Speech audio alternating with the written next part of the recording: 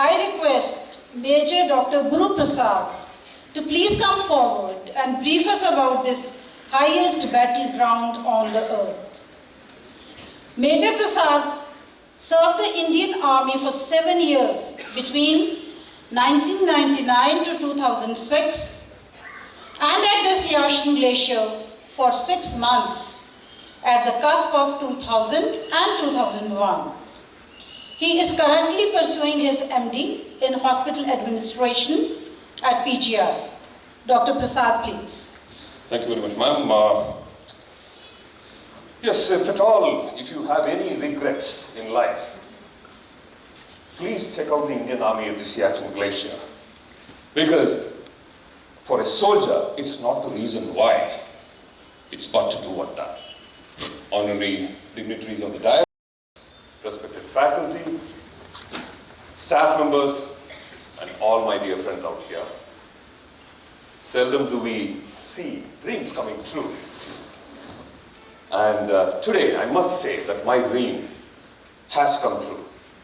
That dream of meeting a true hero, my hero, the bravest warriors, gentleman who is sitting here as humility personified.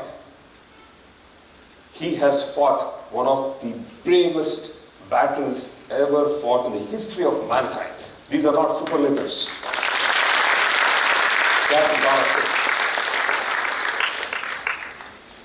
So,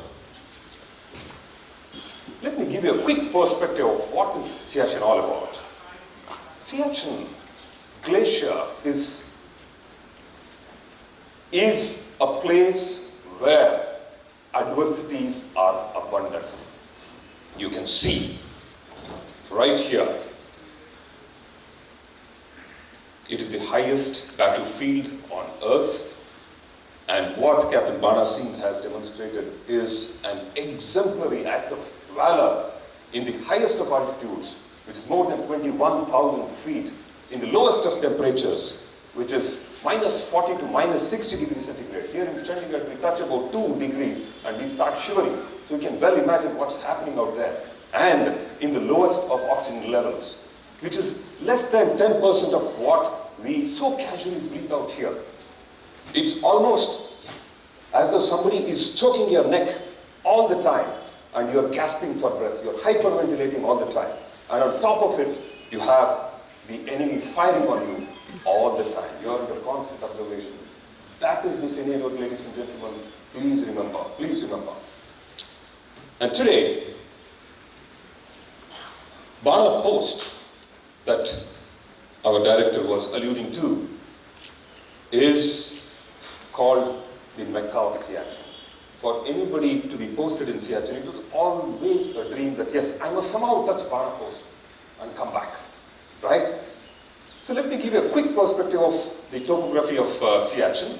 So basically, what is a glacier? A glacier is a persistent body of ice that's formed over centuries of snow, collection of snow. And Siachen, if you see, if you can, okay, just a moment, sorry guys. See, this is the Siachen Glaciar, and I would like to call your attention to this Sarvodaya Ridge. This is a very, very important feature in the glacier which holds back Pakistan into their territory. If Pakistanis cross this ridge, they are having a big edge. They are having all the dominating positions. They can just dominate over this entire area. And why is it, see, glacier is also the largest reservoir of fresh water. And that's one of the reasons why we are holding on to the Siachen Glaciar. So Bilafon is the place which is just skirting the Sarvodaya Ridge, and that's precisely where we are talking about the Bana Post. Now, yeah, this gives you a perspective of the glacier. So on the west is the Pak-occupied Kashmir, and this is the area at Siachen which has been illegally ceded to China, and this is the ceasefire line that we are currently holding on to. Yes, located on the east of the Karakoram, and this is the Sarvodaya Ridge that I was talking to you about. Karakoram is actually called the third pole, after the North Pole and the South Pole. That is the vastness of the glacier that we have there. And the highest post is about 24,000 feet. Ladies and gentlemen, please remember, as we climb altitudes, 9,000 feet is higher altitude, 12,000 feet is higher altitude, 15,000 feet and above is extreme altitude. When I say extreme altitude, it is unfit for human inhabitation. Let me give you a quick walkthrough of the history behind this whole conflict. 1949, immediately after our independence and the partition, we had aggression coming from Pakistan, and after that, we had the Karachi Agreement signed up. And thereafter, again, there was an aggression. We had to liberate East Pakistan, which is Bangladesh, in 1971, post which we signed the Shimla Agreement, and Siachen was specifically called out in this agreement, and very clearly, Siachen was not fit for human habitation, and hence it was left out as a no man's land. However, in 78, Pakistan again started intruding into the glacier. They started permitting mountaineering expeditions in the garb. Actually, there were military men in the garb of mountaineers who walked into the glacier, and that was picked up by our intelligence. And then it was Colonel Narendra Kumar, who is also called as Bull Kumar. I have had the good fortune of having met him twice. He is the man who went on an expedition. He did a proper recce, a counter exercise, and gave back very, very specific intelligence input to the top brass to say that Siachen Glacier has to be saved. And that is when, in 1984, to be specific, 13th of April 1984, Operation Meghdoot was launched. Operation Meghdoot was launched in response to Op Ababil from Pakistan. And Operation Meghdoot is the longest battle that has been fought in the history of mankind, 38 years and still counting. And what are the consequences of this? India occupies 2/3 of the Siachen Glacier, which is almost like 3,000 square kilometers of area, 3,000 troops deployed out there, and the cost is immense. 869 deaths, mark it here, 800 deaths have been because of non-enemy action. Predominantly goes on to say that it is because of the adversities of weather conditions for which people succumb to in the glacier. 6 crores is actually less. I'm talking about 22 years ago when I was deployed there. Then itself it was 4 crores. I think it must have overshot 10 crores per day by now. Predominantly because the entire glacier is maintained by air. So even if somebody has to carry one 20-liter jerrycan of kerosene, that has to be heli-dropped. Ration has to be heli-dropped. So you can well imagine how many sorties has to be done every single day under inclement weather conditions to maintain our troops in the Siachen Glacier. 150 manned mirroring outposts. I'll explain to you what is a mirroring outpost. Yes, so this is me sitting here, and back in time we didn't have any Google imageries or satellite imageries, so we used to rely heavily on miniature sand models that used to be miniatures of the entire topography of any area for that matter, wherever we were. And we also used to have these hand-drawn maps. This is the map of Bilafon. If you remember the ridge right behind Saltoro, this is the entire Bilafon stretch. I would like to call your attention to these black dots out here. So Yukat, Sora, Bila Base, Ashok. So these are all the posts that we have occupied. And the dots in red are occupied by the Pakistanis. So this is New Bunker, this is Tota. So there's several posts. So if you see, these are all mirroring posts. So they are observing us and we are observing them. So we are like sitting ducks out there. One wrong move, we had it. So constantly under enemy observation, and this is the feature that we are talking about. These are not just small hillocks, ladies and gentlemen. This is a 1,200 feet feature. And this is Sonam Post, where we were deployed, the highest helipad in the world.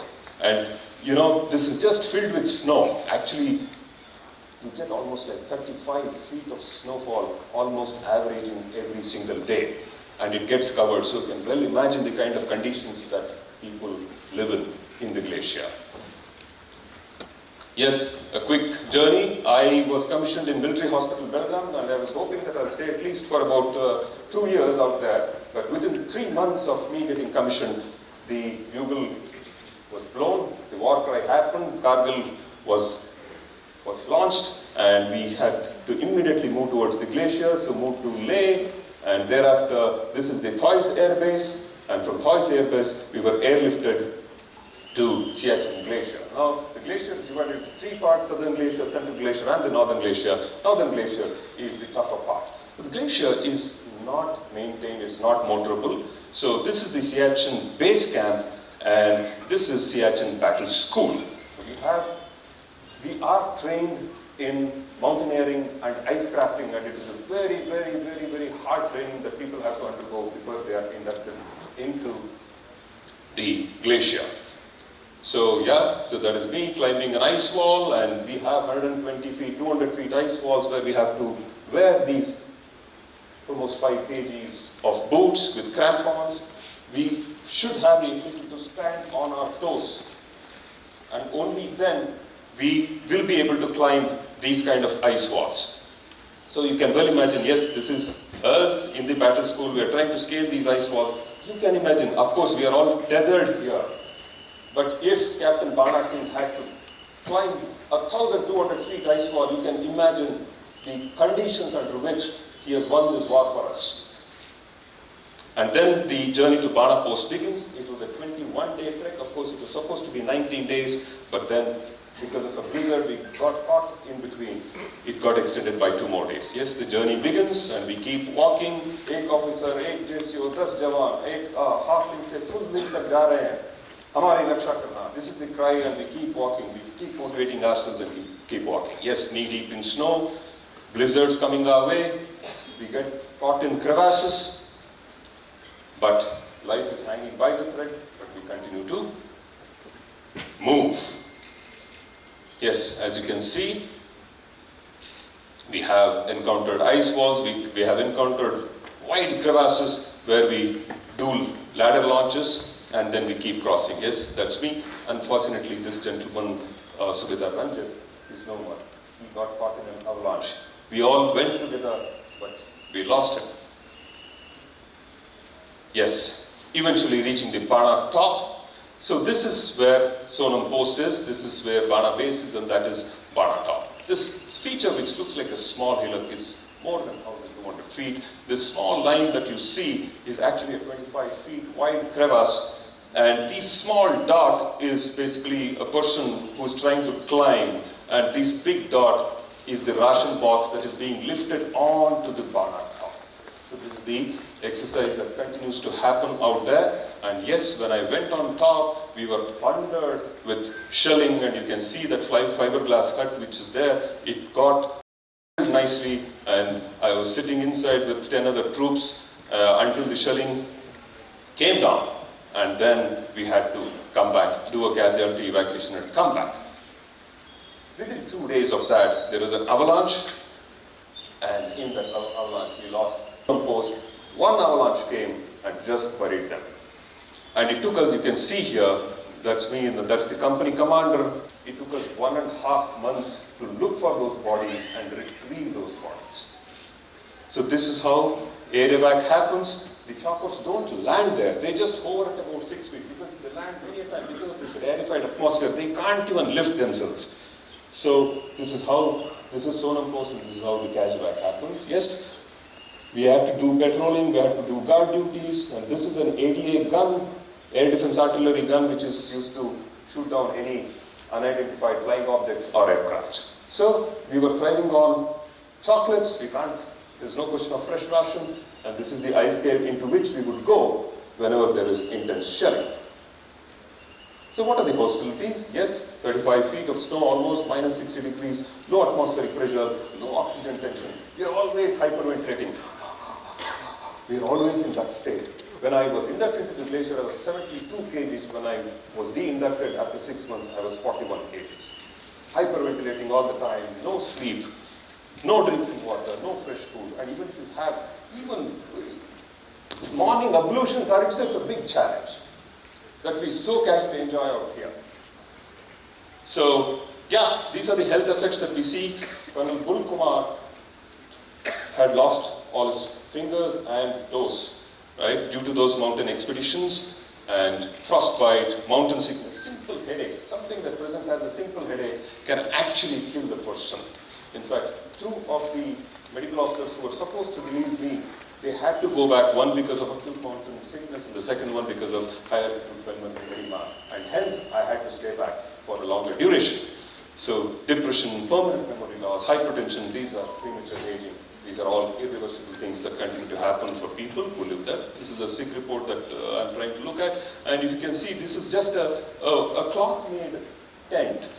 This tent is made of the parachute cloth which is used to drop ration. So this is the kind of makeshift arrangements we all live in. So this is the plaque that was given to me. And this is the journey right from military hospital Belgaum, then going to Siachen, and thereafter into the corporate world. So yes, ladies and gentlemen, we all need to understand that we are thriving in a VUCA world. What is VUCA? Volatile, uncertain, complex, and ambiguous. We have seen this unfolding just now. COVID hit humankind, we did not know what to do, and we have somehow survived. How many lives lost? COVID is just not yet over, and we are seeing war-like situation breaking out. It is a VUCA world, and we all need to be trained to thrive in this kind of conditions. How do we do that? Volatility has to be dealt with vision, uncertainty with understanding, complexity with clarity, and ambiguity with agility. This has to be in our DNA, only then we can continue to thrive and succeed. That's the new normal. So VUCA reflects a fast-paced, increasingly unstable, rapidly changing world. So are we all ready for the VUCA world? That's the big question. I think it's my sincere appeal to each one of us here. Let us stop sweating this small stuff.